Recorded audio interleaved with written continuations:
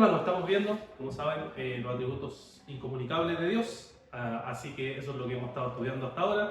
Hemos visto varios de esos atributos del Señor y vimos, ¿cierto? Como siempre recordamos la distinción principal entre teología arquetípica, arquetípica, después lenguaje analógico, después explicamos que los atributos son analógicos, ¿cierto? Que nos explican acerca de Dios, que es el Señor semejanza entre cosas distintas. Entonces vimos todas esas cosas como cosas esenciales de lo que es los atributos y hemos ido viendo cada uno de los atributos como simplicidad, inflexibilidad, omnisciencia, omnipresencia, etc. ¿Ya? Y hoy día vamos a ver, ¿cierto? Uno de ellos más, ¿cierto? Que es omnisciencia de Dios. Vamos a estar estudiando juntos ahí la palabra del Señor. ¿Ya? Y como siempre decimos, partimos con la definición para tener claridad de lo que queremos decir cuando hablamos de una de estas palabras, ya que sería en este caso hoy la omnisciencia de Dios. ¿Ya? Pero antes de ir directamente, ¿hay alguna pregunta o más o menos estamos claros con lo que hemos visto hasta ahora? Yo después siempre les advierto, vamos a hacer después pruebas, ¿ya? Así que esto obviamente va a tener que uno analizarlo, escucharlo y ver si hemos ido entendiendo cada una de estas cosas, ¿ya? Lo hacemos sin avisar porque si no, no viene nada. Esa sorpresa, ¿ya? Ya, entonces, omnisciencia de Dios en la clase de hoy. Vamos a partir entonces con la definición, que como siempre me gusta partir de la definición que nos da el diccionario español. ¿Ya? Nos dice lo siguiente: omnisciencia es conocimiento de todas las cosas reales y posibles, atributo exclusivo de Dios, conocimiento de muchas materias o ciencias. ¿Ya? Esa, digamos, es la idea de omnisciencia, lo que es este atributo. La palabra, ¿cierto?, que es omnis, todo, y ciencia, conocimiento, ya la unen, ¿cierto?, la gente ahí, y crean entonces lo que llamamos omnisciencia, ¿ya? Eso es, digamos, lo que queremos decir con omnisciencia, ¿ya? Siguiendo la tradición aquí clásica, representada por varios de los autores reformados, ¿cierto? La omnisciencia en teología se define como el atributo por el cual Dios se conoce perfectamente a sí mismo y conoce de manera inmediata, exhaustiva, eterna e infalible todas las cosas posibles y reales, pasadas, presentes y futuras, sin necesidad de descubrir o razonar, ¿ya?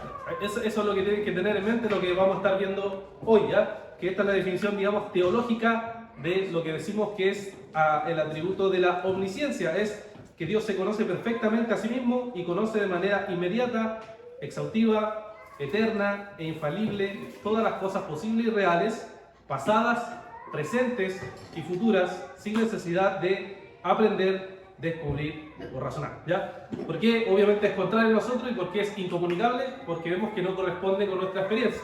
Porque nosotros, para tener conocimiento, ¿qué tenemos que hacer? Tenemos que, ¿cierto?, razonar, tenemos que estudiar, y nosotros aprendemos cuando queremos saber algo, ¿ya? Como estamos haciendo hoy. Tenemos que aprender y descubrimos cosas, decimos, oh, no sabía esto, oh, qué interesante esto, ¿ya? Pero a Dios no le pasa eso. Dios no experimenta esa sorpresa, ese asombro, oh, no sabía esto, ¿ya? ¿Por qué? Porque Dios lo sabe todo, ¿ya? Esa es la idea de la omnisciencia, ¿ya? Entonces ahí es como tenemos que ver lo que está diciendo, ¿ya? Y esto obviamente no es una especulación filosófica, simplemente algo que de repente los teólogos dijeron, ya vamos a explicar esta terminología y este atributo, sino que es algo que está obviamente apegado a la escritura, ¿ya? Y como siempre lo hacemos, vamos a revisar entonces lo que podemos ver de forma general, lo que podemos ver en la palabra del Señor, ¿ya? Entonces aquí, como siempre, ayúdenme a que leamos juntos parte de la palabra del Señor, 3 versículos, Isaías 46, versículos 9 y 10, Primera de Samuel 16, 7, Proverbios 15, 3, ¿ya? Repito, Isaías 46, 9, 10, Primera de Samuel 16, 7 y Proverbios 15, 3.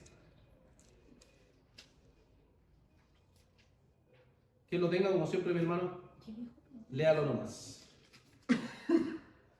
Proverbios 15:3. ¿Ya? En todo lugar están los ojos del Señor, observando a los malos y a los buenos. Ya, ¿cierto? Todos lados está el Señor observando, entonces Él sabe todo, conoce todo, ya sea de los buenos o los malos, de aquellos que hacen la voluntad de Dios, como aquellos que no hacen la voluntad de Dios, el Señor todo lo sabe, ¿ya? Dijimos Isaías 46, 9, 10 y Primera de Samuel 16, 7, ¿ya? 16, 7. Isaías ¿Ya? 9:10. Acordaos de las cosas pasadas desde los tiempos antiguos, porque yo soy Dios y no hay otro Dios, y nada hay semejante a mí, que que anuncio lo por venir desde el principio y desde la antigüedad lo que aún no era hecho. Yo digo, mi consejo permanecerá y haré todo lo que quiera. Ya, ¿cierto? Este versículo también se usa para la soberanía de Dios. Hay un contraste aquí entre los dioses paganos que no saben las cosas pasadas ni las cosas futuras. Ya, acuérdense que eran dioses tribales, o sea, dioses de un solo sector, de un solo lugar. En cambio, este Dios dice, ¿cierto? Yo soy Dios, no hay otro, no hay ninguno como yo. O sea, nadie se puede comparar a este Dios todopoderoso. ¿Por qué? Porque declara el fin desde el principio y desde la antigüedad lo que no ha sido hecho. O sea, Él conoce todo. Conoce el pasado, conoce el presente, conoce el futuro, sabe todo lo que pueda existir. Entonces dice, mi propósito será establecido y todo lo que quiero realizaré. Claro, porque Dios tiene el poder de conocer todo el pasado, todo el presente y todo el futuro. ¿Ya? Porque aquí podemos conectarlo con otros atributos que hemos visto, la eternidad de Dios. Dios está fuera del tiempo, Él crea el tiempo. Por tanto, el tiempo es una creación, tiene un principio, tiene un fin, pero Dios, ¿cierto?, puede participar ahí, pero también está fuera del tiempo. ¿Ya?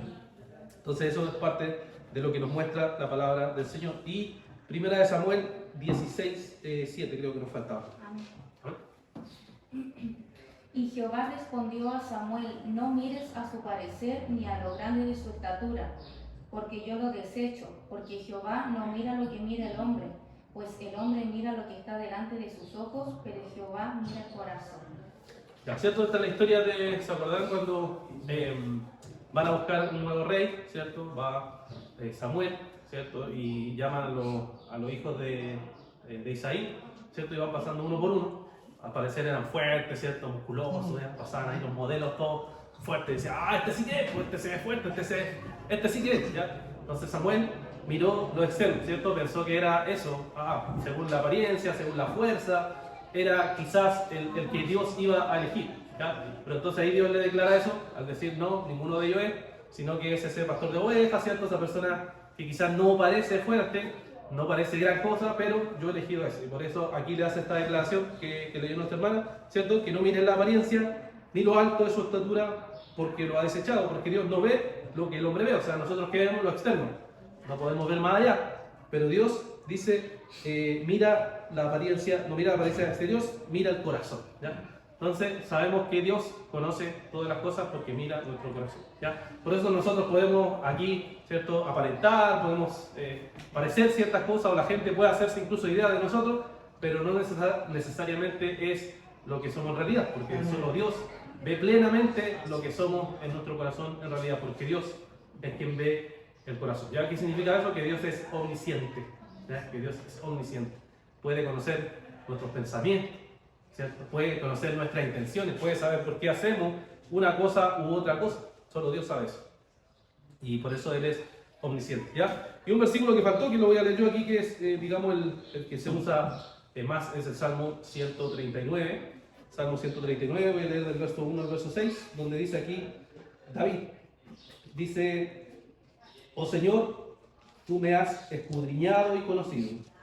Tú conoces mi sentarme y mi levantarme. Desde lejos comprendes mis pensamientos. Tú escudriñas mi senda y mi descanso, y conoces bien todos mis caminos.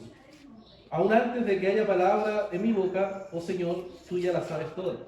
Por detrás y por delante me has cercado, y tu mano pusiste sobre mí. Tal conocimiento es demasiado maravilloso para mí. Es muy elevado, no lo puedo alcanzar. Fíjense aquí, está describiendo todo lo que pasa en nosotros, ¿cierto? Al caminar, al levantarnos, al andar, al pensar. Todo el Señor dice, conoce mis pensamientos, tú escudriñas interiormente en mí y conoces los pensamientos. Todo. Incluso nos dice en el verso 4, aún antes de que haya palabra en mi boca, oh Señor, tú ya la sabes todas. O sea, Dios conoce incluso antes de que uno haga una oración o que vaya a pedirle a Dios algo específicamente a hablar, el Señor ya la conoce todo. Entonces podemos ver que el Señor es omnisciente, conoce todos nuestros. ¿Ya? Eso es lo que vemos en el Antiguo Testamento, cómo nos describe cuando hablamos de omnisciencia de Dios. ¿Ya? Bueno, ¿alguna pregunta hasta aquí? Estos versículos que nos hablan acerca de la omnisciencia de Dios en el Antiguo Testamento. Bien, leamos entonces a otros versículos del Nuevo Testamento. Busquemos juntos, mis hermanos, Hebreos 4:13, Primera de Juan 3:20 y Mateo 10, verso 29 al 31. Ya repito, Hebreos 4:13, Primera de Juan 3:20 y Mateo 10, versículos 29 al 31. Hebreos 4:13. No hay cosa creada oculta a su vista, sino que todas las cosas están al descubierto y desnudas ante los ojos de aquel a quien tenemos que dar cuenta. Ya, ¿cierto? Aquí está hablando de la palabra primero y después describe que no hay nada oculto ante el Señor, no hay nada que se pueda ocultar a sus ojos y todo lo que hacemos, dice, ¿cierto? Está descubierto, está desnudo ante sus ojos. El Señor puede ver todo plenamente, entonces vamos a tener que dar cuenta. ¿Ya? Dios sabe todos nuestros pensamientos, intenciones, como hemos visto, y están desnudas frente al Señor. ¿Ya? Nos queda 1 Juan 3:20 y Mateo 10, verso 29 al 31. Amén.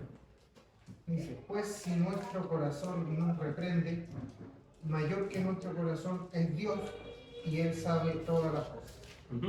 ¿Cierto? Mayor que nuestro corazón es Dios. O sea, nuestro corazón nos puede reprender en ocasiones, o sea, como decimos nuestra conciencia, pero mayor, ¿cierto?, es Dios, porque Dios es quien sabe todas las cosas. ¿Sabe? Incluso porque la Biblia nos dice que nuestros corazones son engañosos, o sea, a veces nos engañan, pero aún así el Señor sabe todas las intenciones, todas las formas, todas las cosas que pasan en nuestra mente, en nuestra intención, en nuestro ser. ¿Ya? Entonces el Señor conoce todo. Y, ¿cuál dije el otro? Mateo. Mateo 10, verso 29 al 31.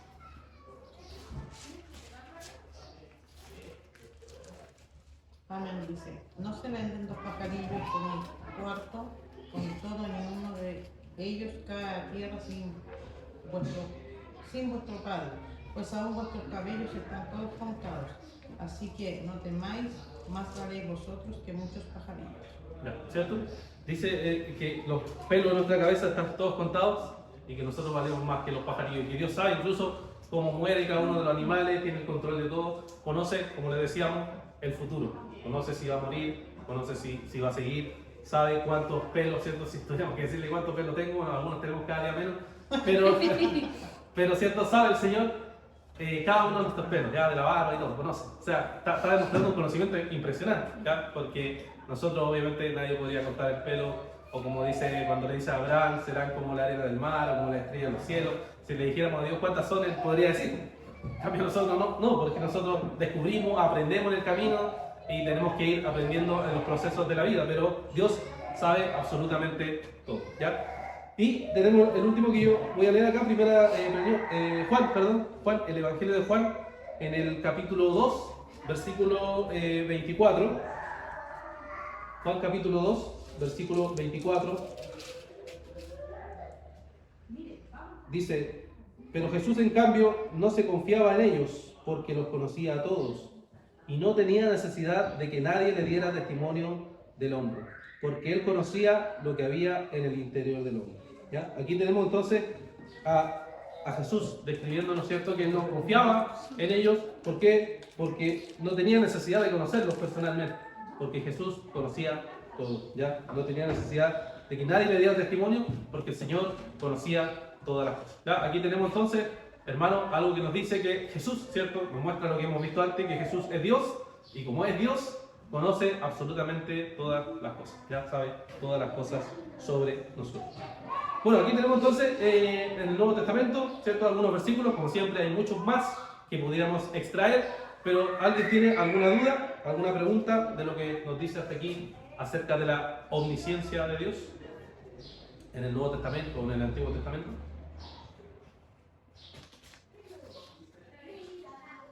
Bien, tan silencioso ahí, ¿ya? Bien, avanzamos entonces, bien, hermano. Estamos congelados. Están congelados. Yo abro la ventana y yo me quedé en un Ya voy a hacer un caso. Si bien sabemos que el Señor está en todos lados, muchas veces la gente no sabe interpretar cuando ocurre algo malo. Mira, Dios sabe que a mí me ocurrió esto malo y Dios no me ayudó, y la gente muchas veces se enoja con Dios porque no lo ayudó en un momento malo, o porque estaban abusando de un niño, porque Dios no estaba ahí y todo eso. ¿Qué respuesta le podía dar uno a esas personas que reniegan de que Dios no está presente cuando ocurren cosas malas? O sea, hay varias respuestas, pero una de las posibles es que el Señor claramente sabe todo, sabe las cosas buenas y las cosas malas. Ya eso es partiendo de que el Señor obviamente sabe todo. Pero también Dios en este mundo, por ejemplo, sabemos que estamos en un mundo caído, y como estamos en un mundo caído significa que hay pecado.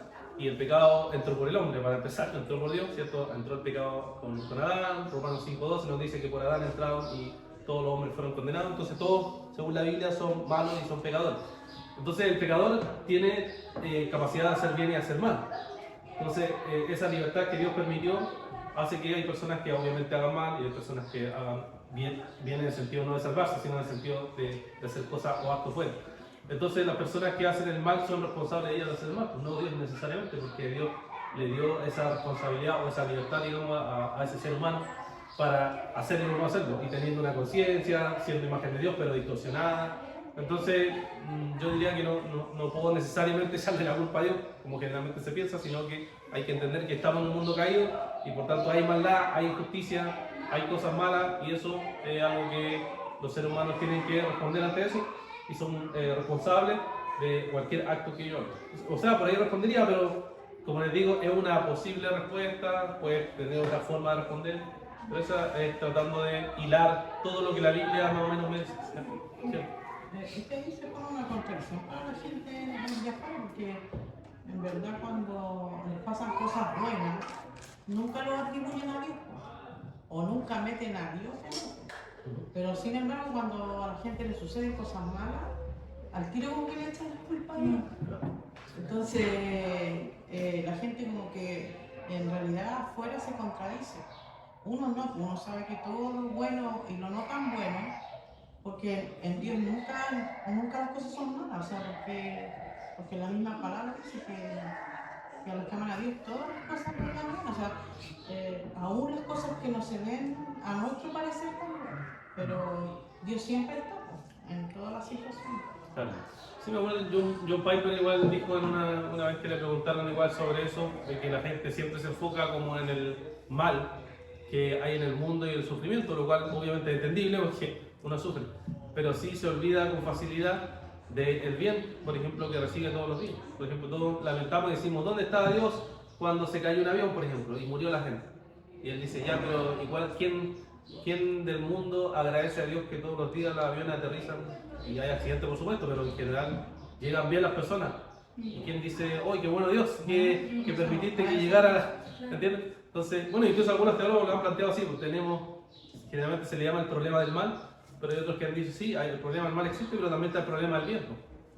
Porque por un lado nos enfocamos solo en el mal y el problema que eso tiene, y que la Biblia puede dar cierta respuesta porque nos dice, pero también tenemos el problema del bien. O sea, ¿cómo justificamos que exista bien en este mundo y que la gente reciba de esos bienes y nadie diga nada? O sea, nadie justifique nada sobre ese bien. Entonces, Yo lo hacía ahora, aprendí a decir eso. Yo aprendí a decir eso ahora, porque me dicen. A preguntar, claro. O sea, claro, cuando me hablan de por qué Dios permite, porque Dios, ¿dónde estaba Dios? Claro. En esto, y yo le digo, bueno, y lo bueno que te pasa. Sí, ¿dónde estaba Dios? Claro. Sí, claro, entonces ahí uno tiene que ver los dos lados de la moneda, no solo enfocarse en uno, pero el ser humano como quiere negar a Dios, como dice Romanos 1, que reniega, digamos, contra Dios, obviamente va a usar el mal que él experimenta o el mal de otro para tratar de buscar una excusa.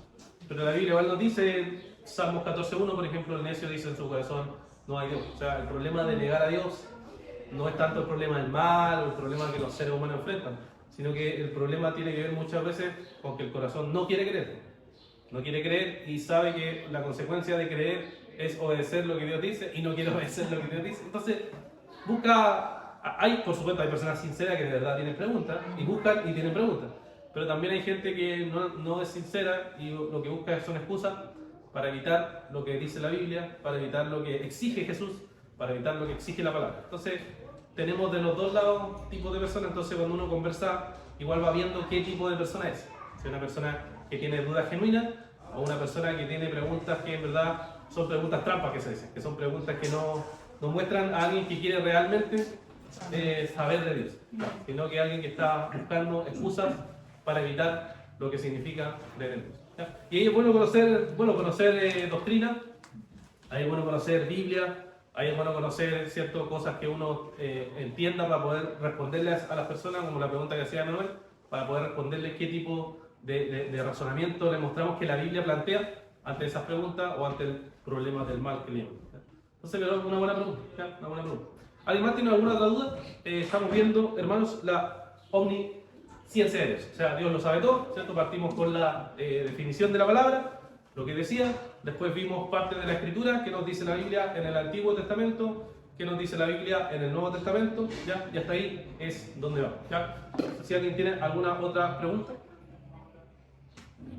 Bien, avanzamos entonces. Bueno, entonces los teólogos después que establecen esto, que vemos en la Biblia, que existe el tema de la omnisciencia y que lo vemos que en la Escritura está, ¿cierto?, definido, entonces podemos ver que los teólogos hacen distinciones para decirnos que primero Dios se conoce a sí mismo por naturaleza, que es lo que dijimos al principio. ¿Qué significa eso?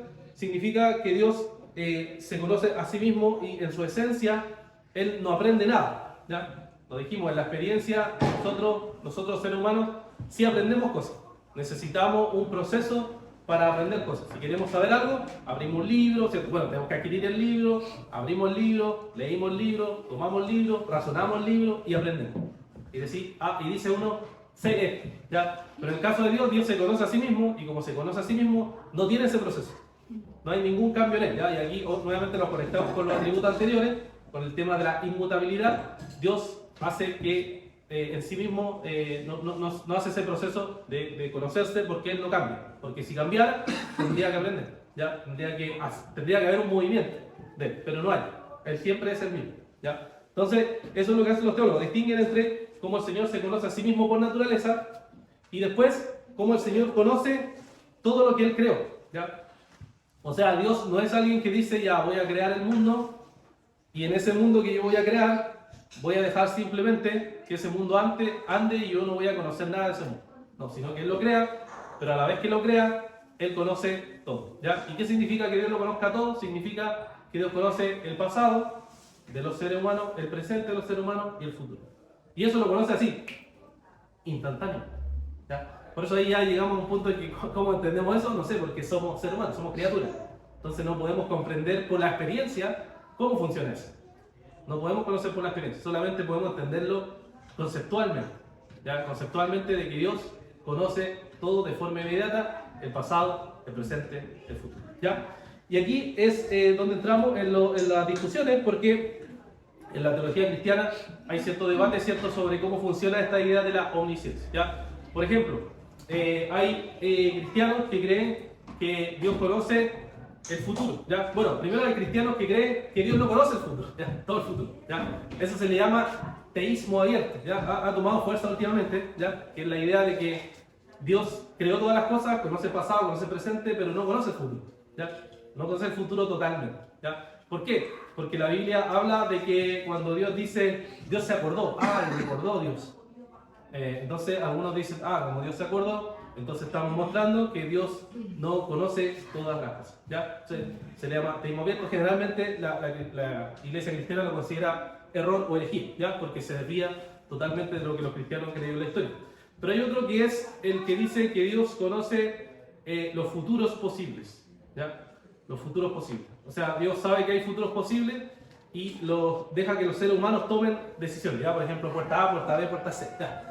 Yo voy a tomar, no sé, la puerta B. Voy a tomar la puerta C. Y a partir de eso, Dios actúa. A partir de las opciones que toma, ¿ya?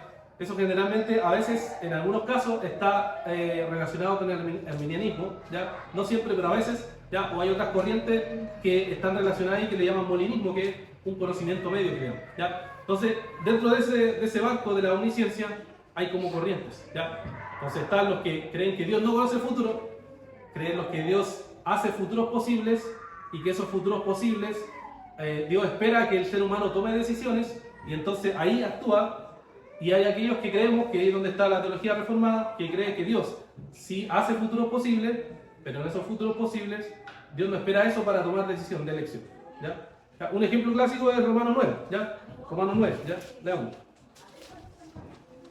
Que es lo que, bueno, este ejemplo lo usa nuestra confesión, ¿ya?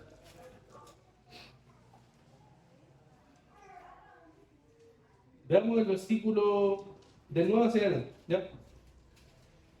Romanos 9. Verso 9 hacia adelante. Dice, porque la palabra de esta promesa es esta.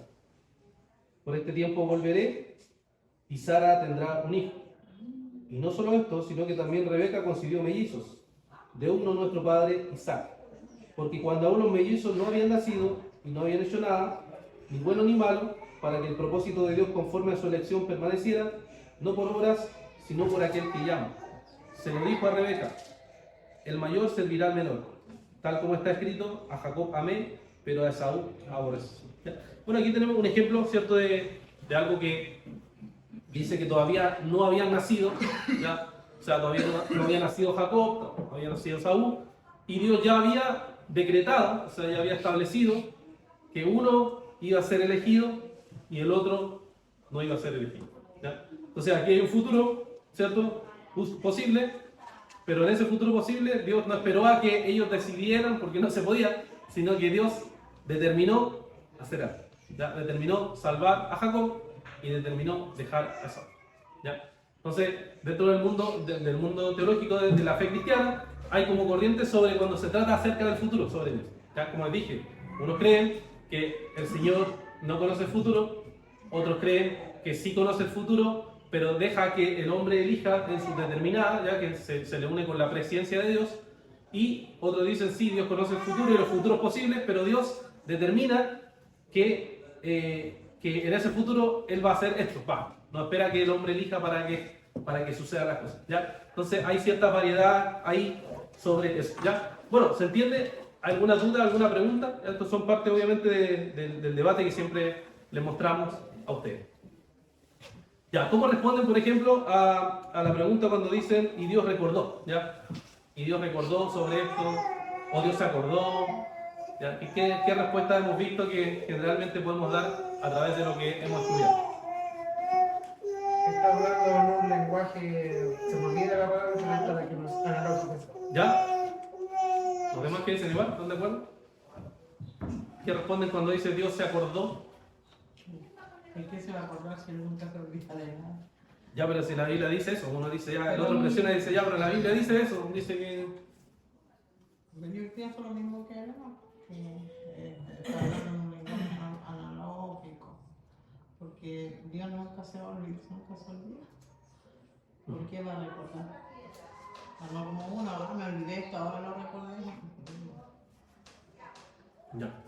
¿Cómo se podría describir esa palabra sin decir que se acordó? O sea, ¿cómo podríamos decir que Dios siempre estuvo pensando en eso? O que Dios, ¿La persona dice tú o la persona? O sea, en ese texto, ¿cómo podríamos cambiarle y decir que no Dios se acordó? Que Dios trajo presente. Eso. Claro, sí. ¿Cómo que esa comprensión te explica?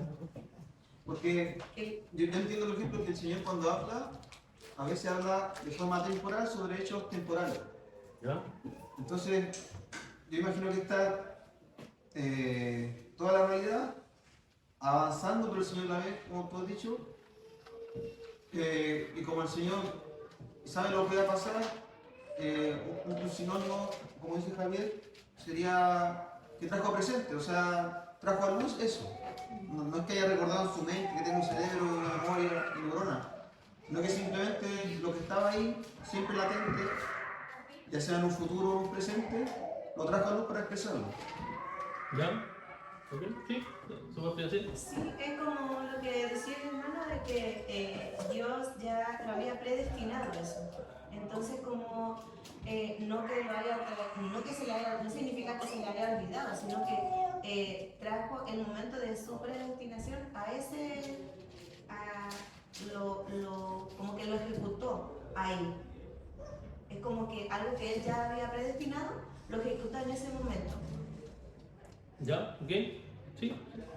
Posible respuesta, digamos, a la pregunta. Ya lo hemos estado viendo, ¿cierto? Y por eso lo traigo aquí, lo saco como ejemplo, porque hemos estado viendo que cómo explicar eso y hemos visto que existen dos vías clásicas. Las vías clásicas son lo que dijo Manuel, ¿cierto? La analogía, un lenguaje analógico, que es relación de semejanza entre cosas distintas, o sea, que quiere decir que es un lenguaje que usamos para poder explicar el acto, pero no explica en detalle todo, sino que explica, ¿cierto?, para que nosotros entendamos. ¿Ya? Y lo otro que hemos visto que es un lenguaje antropomórfico, ¿ya? Esos son los términos, digamos, técnicos de eso, que Dios usa un lenguaje humano para que nosotros logremos comprender sobre eso, ¿ya? Obviamente si una persona no cristiana me pregunta esto, no le voy a decir, no, es que el lenguaje analógico, claro, ¿y qué estáis hablando? ¿Ya? Sino que uno le va a explicar lo más sencillo posible y uno puede decir, sí, es que está usando el lenguaje humano para explicar algo sobre Dios. Porque siempre decimos lo siguiente, si uno insiste o si la persona insiste en decir, pero eso dice la Biblia, eso es, ok, entonces lo que lleva a eso después es decir, entonces Dios sí se olvida, entonces si Dios sí se olvida, Dios entonces cambiaría. Y si Dios cambia, entonces diríamos que Dios no es inmutable. Si Dios no es inmutable, entonces podríamos ir más allá y decir que entonces Dios tampoco es simple, que dijimos que Dios no se divide, ¿cierto? O quizás impasible, que Dios cambia, tiene pasiones, tiene reacciones como tenemos los seres humanos. Y al final, si tú sigues razonando hasta el final, lo que estás construyendo es un Dios humano, ¿cierto? Está haciendo un Dios que está sometido al tiempo, que está sometido a las pasiones, que cambia igual que nosotros. Y al final llegamos a la lógica de que es un Dios según la semejanza del hombre. Y llegamos a la idea de que es un Dios similar a los dioses paganos. Porque los dioses paganos, que eran dioses tribales, dioses que tenían pasiones, dioses, ¿cierto?, que tenían hijos, y que todos estudiamos, me imagino, en la escuela sobre el tema de Grecia y de Roma, vemos, ¿cierto?, que eran dioses que tenían ese tipo de pasión. ¿Ya? Entonces llegaríamos a concebir a un Dios así, ya, y no tiene sentido. ¿Ya? Entonces llegaríamos como a esa lógica. Yo digo, por si se encuentran, ¿cierto?, presionados ante eso, entonces hay que presionar al otro a mostrarle que cuál es la consecuencia lógica de que yo sostenga esa posición. En el versículo 13 también dice algo que debe ser un lenguaje que ¿Qué versículo, mi hermano? El 13, pues, del que estábamos leyendo, del que leímos en Romanos. Ah, ya. Dice, como está escrito, a Jacob amé, más a Esaú aborrecí. O sea, también tendríamos que como dar una respuesta así, como... ¿Se refiere por el amor y aborrecer? Claro, Sí. porque se supone que Dios No tiene pasiones como nosotros. no tiene Claro. pasiones como nosotros. Claro, sí, Dios claro. nos amó y nos amó, o sea... Exacto. ¿Se acuerdan que la palabra que se usó clásicamente, que la usó Tomás de Aquino, era Dios es acto puro? Que significa en términos simples que Dios es como estable, o sea, Dios no varía en el tiempo. Es como siempre igual. Siempre ama, siempre ama. Entonces, siempre odia el pecado, siempre odia el pecado. Siempre es santo, siempre es santo. Pueden cambiar las circunstancias, pero no alteran el ser de Dios. ¿Ya? Se mantiene siempre igual. ¿Ya? Entonces eso, claro, cuando hablamos del amor o del hermano, aquí preguntó esto. Sí, me estaba acordando de eso, que si aceptamos esa afirmación, por ejemplo, tendríamos que aceptar otra. Como en el Salmo 91 cuando dice que te va a cubrir con sus alas como con plumas. Entonces, si lo tomas de esa forma, diría, ya, entonces el Señor tiene alas con plumas. O bajó su oído para escuchar, tiene oído. Y ahí ya como que lo mismo que decían, ¿tendría forma humana? No, yo creo que es para que lo entendamos, porque veo como raro que la Biblia diga, no, es que el Señor es su absoluta omnipotencia y omnisciencia, y se diga en su texto y después diga el símil de como, se recordó, pero no sé si me estoy explicando. Sí, lo entiendo.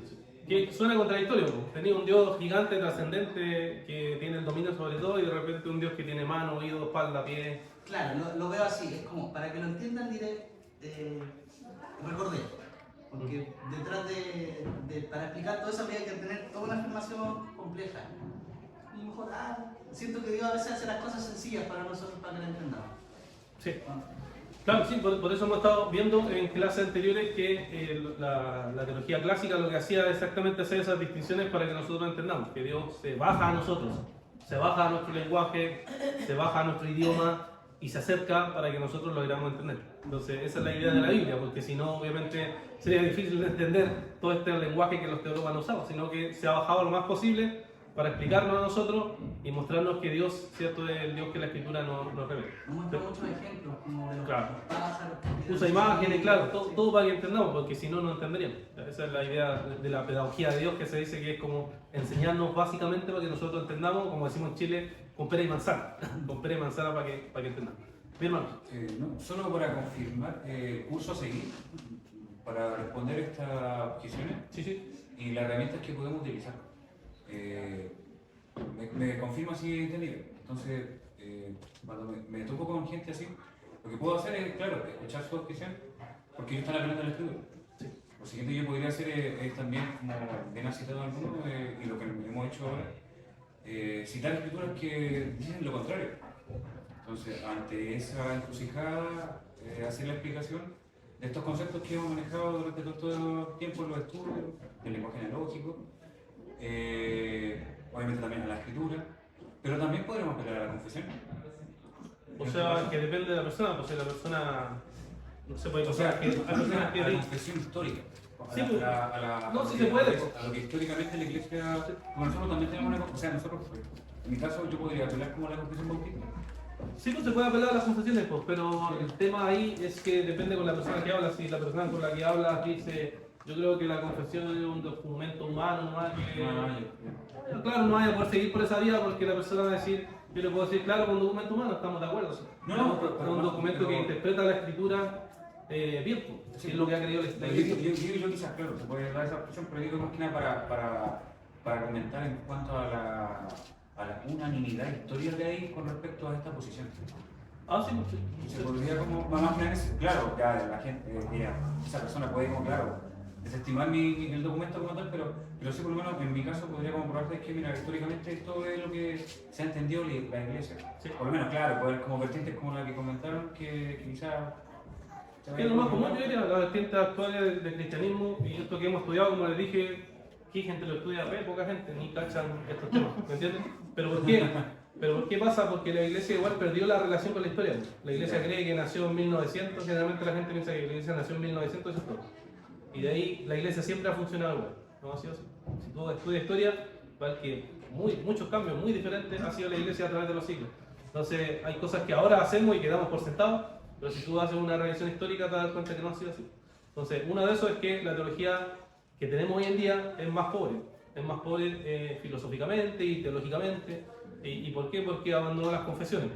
Porque las confesiones suponían ya ciertas cosas que hemos visto cuando vimos los concilios, ¿cierto? Cuando vimos acerca de la escritura y ahora acerca de Dios. Todas esas cosas antes eran normales. O sea, la iglesia los sabía y los conocía, pero ahora ya no, ¿me entiendes? Y esto se sabían toda corriente, o sea, no es solo, para que no piense que es solo calvinista, sino que los arminianos también manejaban todo esto, eran confesionales, ¿me entiendes? Todas las denominaciones, los anglicanos, los bautistas, los presbiterianos, todas las que le llaman históricas, era normal, ¿me entiendes? Todos ellos manejaban este lenguaje y conocían estas cosas, pero con el tiempo, por diversas razones, se fue diluyendo. Entonces, claro, ahora cuando argumentas con alguien acerca de la validez de una confesión o de lo que la historia ha dicho, la persona te puede decir, sí, pero yo creo en la Biblia. ¿Ok? Nada que hacer. Pero eso tiene igual trampa, o sea, si sigues razonando con la persona te vas a dar cuenta que, claro, dices cree en la Biblia, pero después igual tiene formulaciones inevitables, tiene formulaciones trinitarias, por ejemplo, que no están en la Biblia, sino que tú aceptas formulaciones históricas sin que sepas que son formulaciones históricas. Entonces, hay distintas vías, pero esa es una de las cosas que uno podría hacer. Ya, ¿alguna duda? Bueno, otra objeción que se usa aquí, a ver cómo la responden. Si Dios conoce todo de antemano, ya, omnisciencia. ¿Existe realmente la libertad entonces? ¿No? Si Dios conoce todo de antemano, uno puede decir, Dios conoce todo de antemano, entonces ¿de verdad existe la libertad o no existe la libertad? ¿Qué dirían?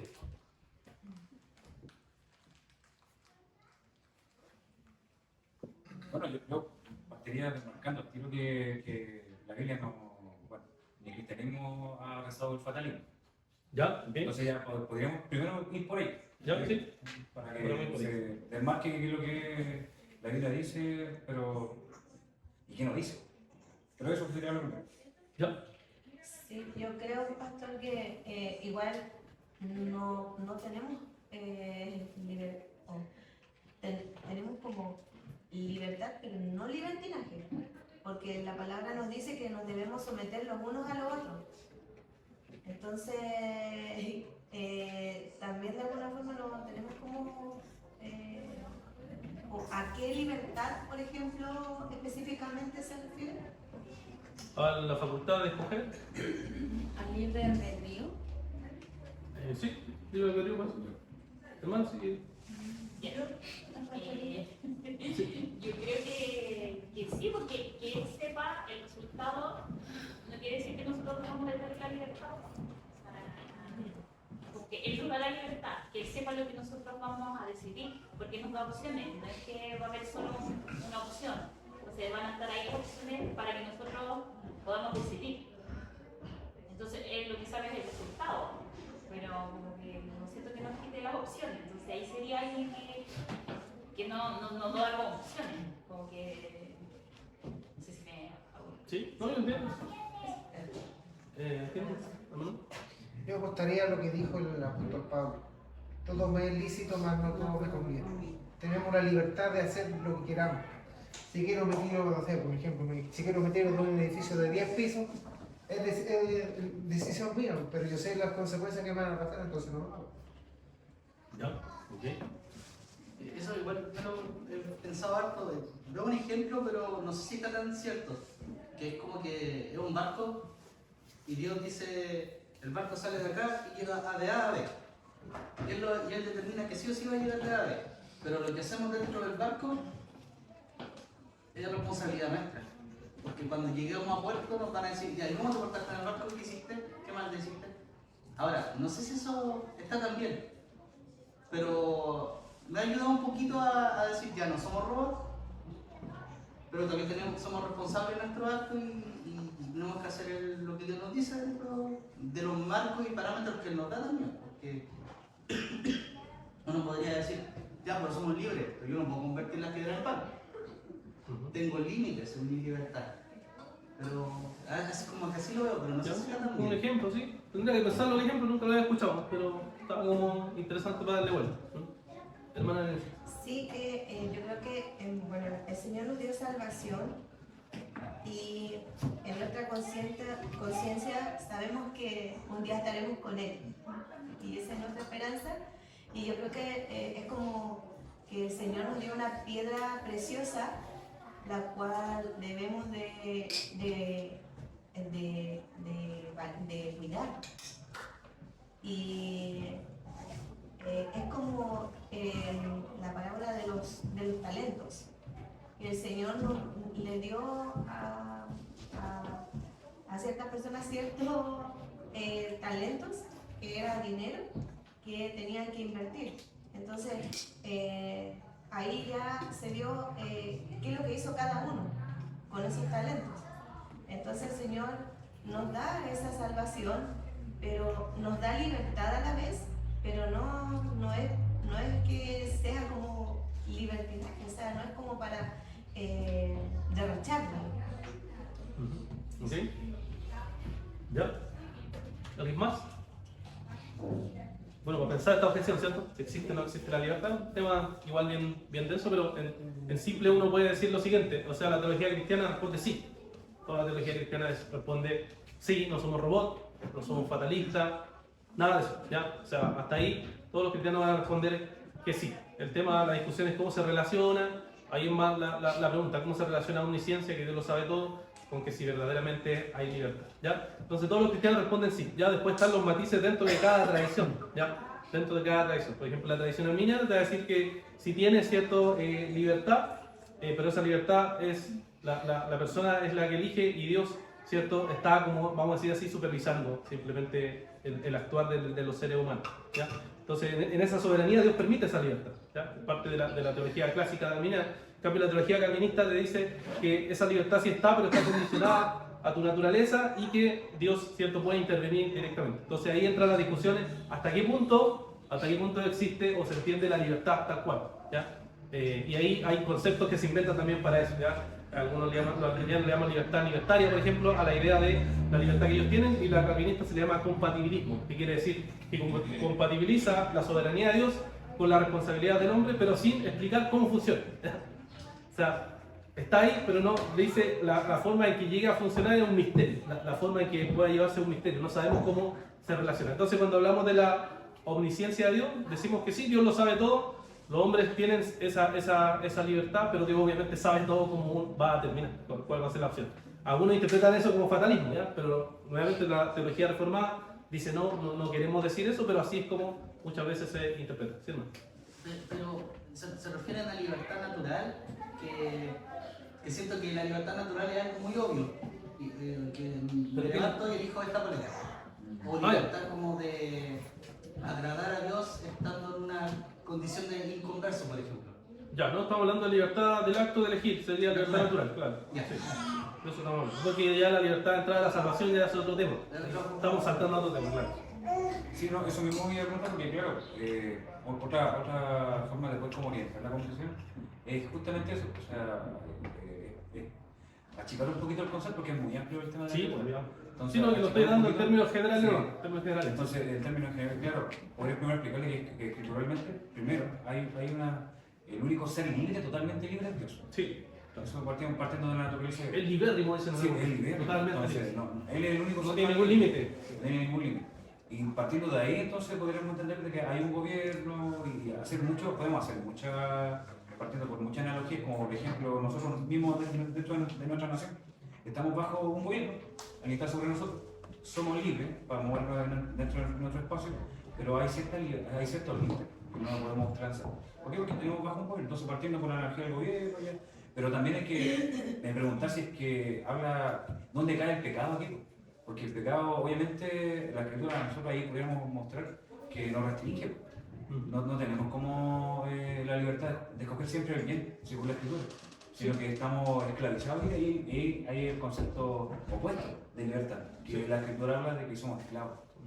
Que somos esclavos al pecado, entonces si la persona, claro, ahí podríamos como intentar como dirigir la conversación para poder como, más que nada, achicar un poquito el margen y claro, entender si es que habla de eso. De simplemente, si es que yo soy libre de poner mis zapatillas rojas. Sí, pues venir o no venir, claro. Sí.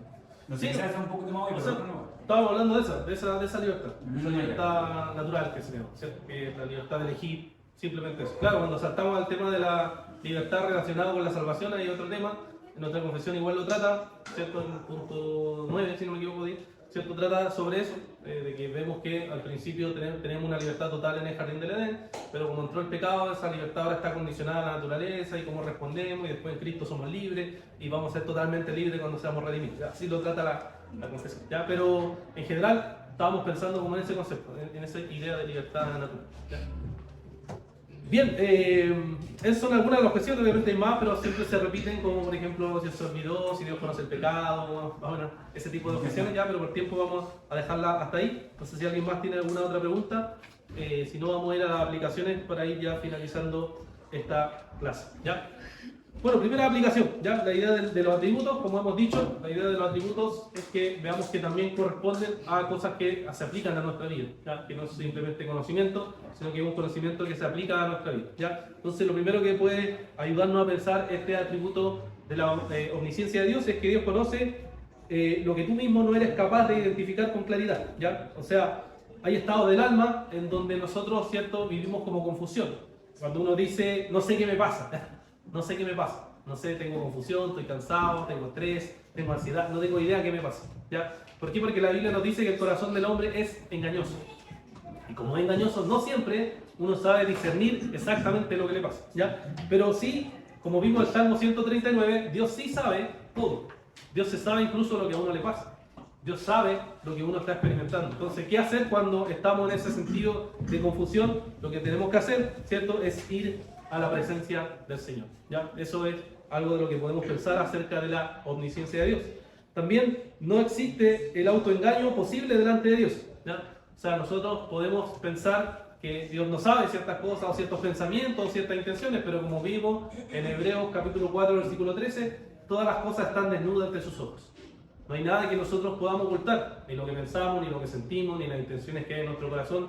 Todo está delante del Señor. Entonces no hay ningún pecado que pueda ocultarse o pueda tratar de engañar a Dios, ¿ya? Porque Dios es omnisciente, o sea, Él lo ve absolutamente todo. También Dios conoce el futuro específico detrás de nuestra vida, o sea, lo que va a pasar. Nosotros nos ponemos ansiosos, nos preocupamos frente a las enfermedades, frente a los problemas, frente a las dificultades que podemos tener en la vida, pero como Dios conoce todo, como vimos los futuros y futuros posibles, Dios conoce absolutamente todo. Entonces eso debería crearnos a nosotros tranquilidad de que el Señor sabe por lo que uno experimenta o pasa, ya sean decisiones, pérdidas, cambios, relaciones, incertidumbre, problemas, trabajo, todo eso Dios lo conoce. Dios conoce absolutamente todo y entonces eso nos libera a nosotros también de estar totalmente preocupados y ansiosos sobre lo presente. Y por tanto, lo que tenemos que hacer nosotros, hermanos, es ir, como vimos en el Salmo 139, ir a la presencia de Dios.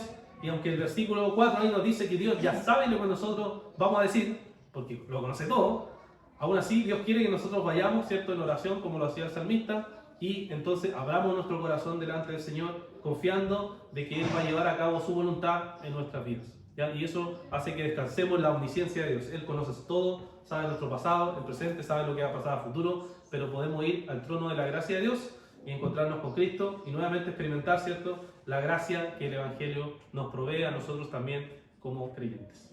Bien, hermanos, vamos a terminar entonces esta clase, espero que haya sido de edificación, y la próxima clase seguiremos entonces con otro atributo incomunicable, que es lo que hemos estado viendo en esta mañana. Oremos. Padre, te damos las gracias, te agradecemos, Señor, por esta clase. Gracias, Señor, por este nuevo día que tú nos has permitido estudiar tu palabra. Te pedimos que tú nos guíes, Señor, que nos ayudes a entender cada uno de estos atributos y cómo se aplican a nuestra vida, Señor. Ayúdanos, guíanos, enséñanos, Señor, cada día a poder vivir conforme a tu voluntad. Te damos las gracias y te pedimos que tú nos guíes en todo. En el nombre de Jesús. Amén. Dios les bendiga, mi hermano.